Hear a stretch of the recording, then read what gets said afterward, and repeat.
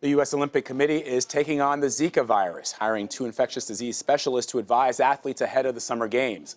The mosquito-borne virus has sparked fear among the Olympians headed to Rio, a breeding ground for Zika. In the United States, there are now at least 68 reported cases in 19 different states. And in Washington, D.C., there are 2 women in the U.S. who contracted the virus while traveling out of the country. They've miscarried after returning home. Matthew Futterman, senior sports writer for the Wall Street Journal, is with me to talk about this. Matt, thanks for being here.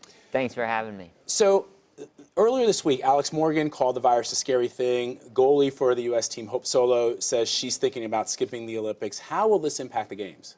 I think it's going to be on people's minds a lot during the next 6 months until people get control of this disease, figure out exactly what it is, exactly how dangerous it is. I mean, it has this really sort of scary name, right. Zika, which doesn't help matters. And especially in the case of the U.S. team, which has a lot of women. There were more women on the U.S. Olympic team than there were men 4 years ago, and especially on the U.S. soccer team, where you have women who are in their 30s.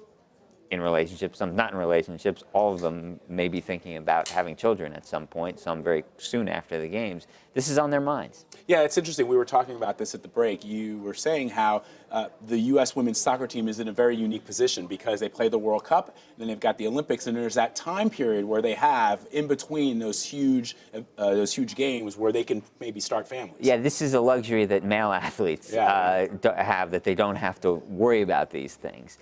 Women who have had very successful professional careers, this is sort of the prime earning time in their lives. They had to squeeze in a baby at some time, right. Or some of them feel like they have to, given that they're in their 30s. They can't have children forever.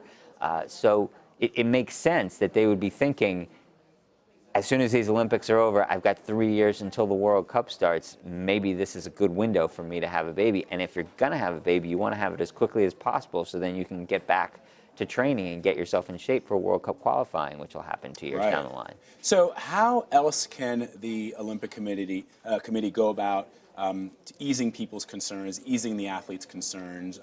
What can they do? Well, the U.S. Olympic Committee has said they're going to hire 2 infectious diseases specialists who are going to be, on call, available to the athletes, make sure to answer any questions they have, anything they want to know, studying this thing, connecting with the CDC and the World Health Organization. I think that's probably the most important thing. I think it's also would be helpful if, in a sensitive way, they can sort of lend some perspective to this and sort of tamp down the hysteria. I mean, we do live with some pretty serious infectious diseases in the U.S., whether it's West Nile virus, which is a mosquito-borne virus and has been pretty scary at some times during the summers, Lyme disease you were mentioning. There are things you can get here, but sometimes when it's in a foreign land, a place people are not familiar with, there's been talk about water pollution being a real problem in Brazil. It sort of plays into this narrative of Olympics chaos. Oh my God, what's going to happen there? And you were there during the World Cup, as were, I'm sure, a lot of female reporters. Our own Elaine Keano, who has children already, but she was there. So far, I haven't heard that anybody who was there, either as an athlete or as a reporter or in any capacity, has contracted this. Well, it was at a similar time of year. The World Cup was June, July. The Olympics are going to be in August, which is their winter. Right. And Rio is on the ocean.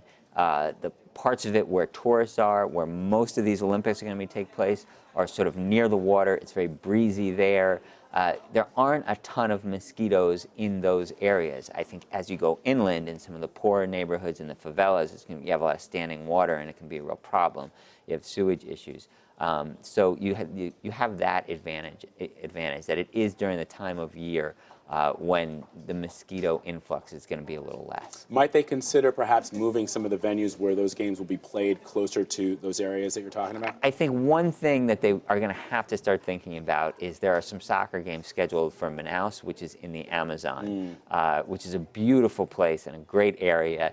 The U.S. men played a game there last June.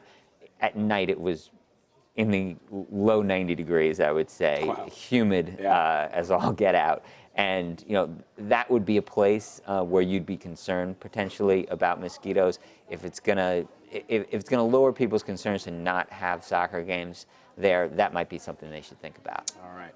Matthew Futterman, senior sports writer for the Wall Street Journal. Thanks, man. Appreciate it. Thanks for having me.